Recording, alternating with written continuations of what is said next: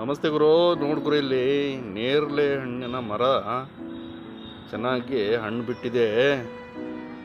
ಅದಕ್ಕೆ ಕೆಳಗಡೆ ಒಂದು ಮೆಶ್ ಕಟ್ಟಿದ್ದಾರೆ ನೋಡ್ರಿ.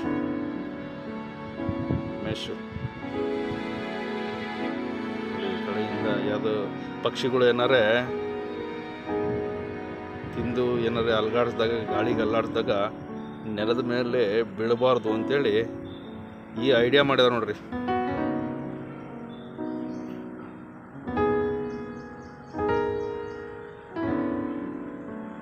ಅಲ್ವಾ, ಎಷ್ಟು ಚೆನ್ನಾಗಿ ಐಡಿಯಾ ಮಾಡಿದಾರೆ ನೋಡ್ರಿ.